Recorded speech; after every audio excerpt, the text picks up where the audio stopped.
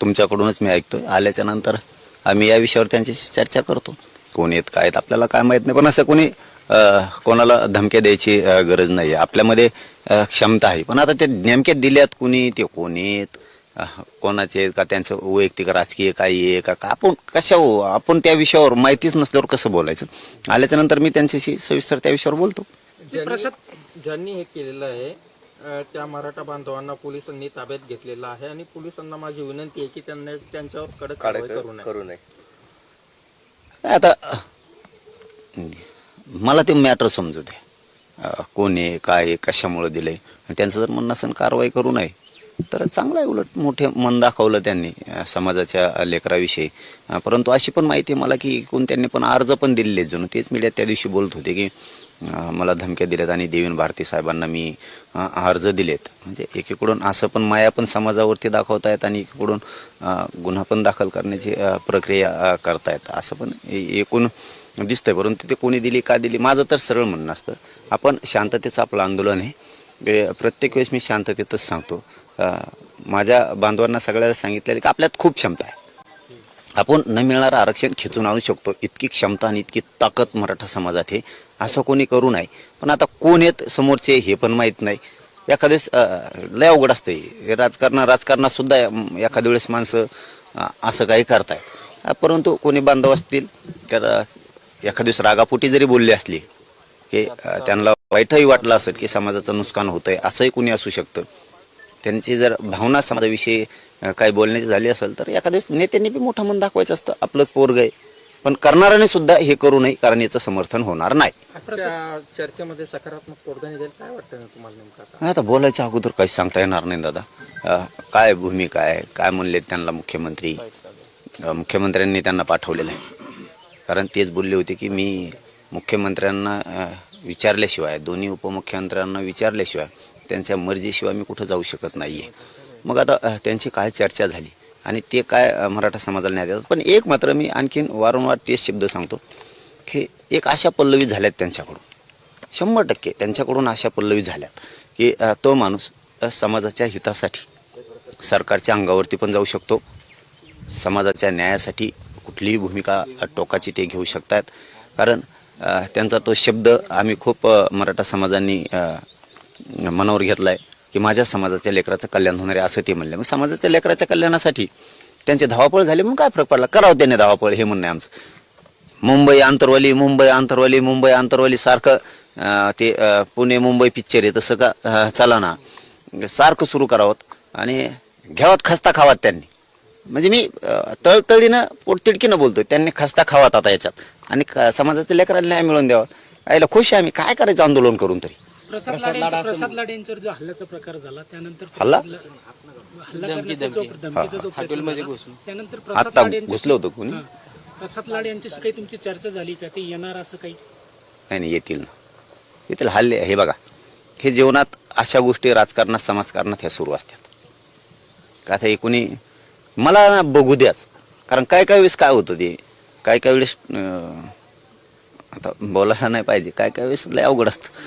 त्यांचं बी असू शकतं, काही असं पण असू शकतं किंवा जाणून बुजून कोणी केलं असेल. तर आमची इच्छा आहे मराठा समाजाला कुठंतरी गालबोट लागल, डाग लागल असं वागू नये समोरच्याने, ही माझी इच्छा आहे. आपल्या बांधवांनी 2.5-3 वर्षात शांततेत आंदोलनं केलेली आहेत आणि तुम्हाला ह्या भूमिका जायची गरजच नाही आहे. कारण ते काही बोलले पण नाही ना. ते जर बोलले असते तर ठीक होतं की ते असं करू तसं करू म्हणतायत. ते काय बोललेच नाही तर तुम्ही कसं काय म्हणताय, हा सुद्धा प्रश्न आहे ना. कोण धमकी देणार आहे किंवा कोण आहे काय, काहीच माहीत नाही मला नाव. परत ते नाव आल्यावर त्यांनी असं राहतं की चळवळीतच 6 कोटी मराठा आहे, परंतु डोक्यातले विचार कोणचे काय माहीत नाही.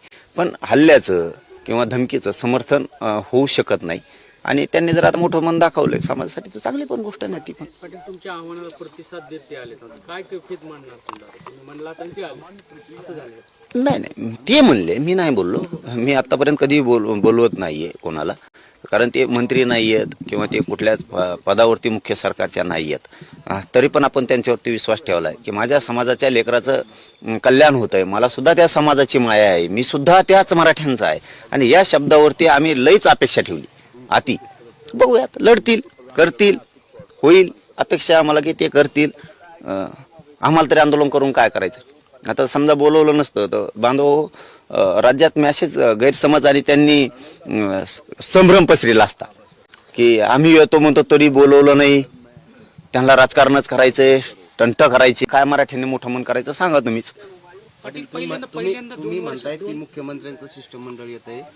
प्रसाद लाड असं म्हणले की मुख्यमंत्री शिष्टमंडळ वगैरे नाही, मी वैयक्तिक भेटीसाठी त्यांच्यावर असं. आता मुख्य हा बघ, मी माया मनचं काही बोलत नाही.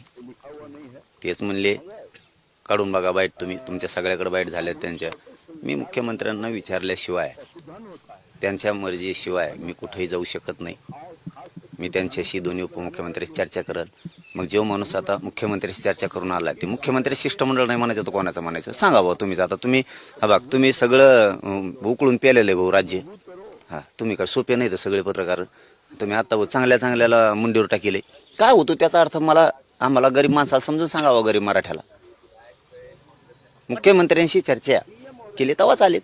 आणि त्याला काय होतं, एकाच असू नाही दोघाच असू. मुख्यमंत्र्याचा माणूस आला म्हणजे मुख्यमंत्र्याचं शिष्टमंडळ झालं. आणि काय भ्यायचंय, आपली जर मुख्यमंत्र्यावर इतकी माया आहे, मराठ्यावर इतकी माया आहे तर काय भ्यायचं. हो, मुख्यमंत्र्याचं शिष्टमंडळ काय त्यात वाईट आहे. बरं नाही तर नाही, हां कॅन्सल, काय त्याला एवढं. तुमचं म्हणणं आहे नाही मुख्यमंत्र्याचं नाही, कॅन्सल द्या आरक्षण, जाऊ द्या. पण ते त्यांच्या मुख्यमंत्र्यांच्या अत्यंत जवळचे आहेत आणि ते त्यांची बाजू घेताना दिसतात. ही कैफियत मांडणारच नाहीत का त्यांना, असं थोडं. एक लक्षात घ्या, आपण ते मुख्यमंत्र्यांच्या जवळचे आहेत, मुख्यमंत्र्यांची बाजू घेतली त्यांनी, हे पण खरं आहे. पण मराठ्यांची सुद्धा यावेळेस घेतली ना, म्हणून तर आम्ही विश्वास ठेवला. या आतापर्यंत लाड आणि तुमचे शाब्दिक वाद होत होते, आता नाही, समाजाच्या विरुद्ध बोलत होते ते. शाब्दिक वार म्हणजे त्यांच्यामध्ये काही दुश्मनी नव्हती. ते काय माया बिल्डिंग शेजारी त्यांनी बिल्डिंग बांधली किंवा त्यांच्या बिल्डिंग शेजारी मी बांधली असं नाही. ते बिल्डर आहेत म्हणून त्यांचं एखादं टेंडर घेऊन पळवलोय असं बी काही नाहीये. असं थोडंच काही आहे. ते समाजाच्या विरुद्ध बोलले, आज ते समाजाच्या बाजूने बोलले. समाजाच्या बाजूने बोलले, मला समाजाच्या लेकराचं कल्याण करायचं आहे. त्यांचं म्हणणं आहे मलाही माझ्या समाजाच्या जातीच्या लेकराचं कल्याण करायचंय. येतो मी मुख्यमंत्र्याला विचारून. या दादा, तुमच्या सोबतच्या लोकांचे मोठे आर्थिक व्यवहार झाल्याचा आरोप बावस्कर महाराजांनी केला होता. कसल्यांचे प्रश्न विचारत जाऊ नका भाऊ. तुम्ही लय मोठाले चॅनलवाले बांधव आहेत, काय चौकशा व्हायच्या तेव्हा द्या, काय करायचं ते करू द्या. कुणी चौकशा लावा ना. अरे असे जातवान आहेत आपल्या संग, निष्कलंक.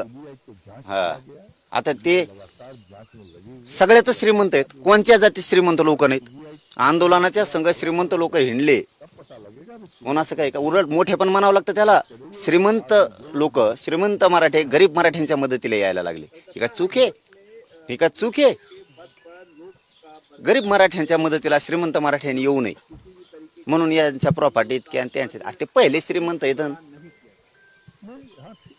असे का तुमच्यासारखे आहेत का. तुमच्या आव्हानानंतर आंदोलनात जे तुम्ही आव्हान केलं होतं त्यानंतर असं कुठेतरी वाटतंय का की मुख्यमंत्री तुमच्या मागण्या संदर्भात सकारात्मक आहे आणि त्यामुळे लाड यांना इथं पाठवलं जातं. होऊ शकतं. बोलण्याची आत्मीयता जी लाडफूंच्या मनात आहे त्यावरून वाटतंय मराठ्यांचा एकही प्रश्न राहणार नाही, एक पण. आणि 100% ते येतील, कारण ती बोलण्याचा त्यांचा ओघ आणि ती आत्मविश्वास इतका होता. मीच आंदोलनात बसतो जर मुख्यमंत्र्यांनी नाही केलं तर. विश्वास नाही पडणार तर काय होणार भाऊ, कोणाला नाही पडणार. अहो, मराठा समाज उद्या बोलला असता सरळ सरळ. तो माणूस जाहीरपणानं म्हणतोय तर मुख्यमंत्र्यांनी मागण्या 100% मंजूर नाही केल्या तर मी आंदोलनात बसतो. मराठे मला म्हणले असते ना, का सोपविलं नाही तुम्ही त्यांच्यावर, म्हणले असते की नसते भाऊ. नसता यांनी सगळा संभ्रम निर्माण केला असता.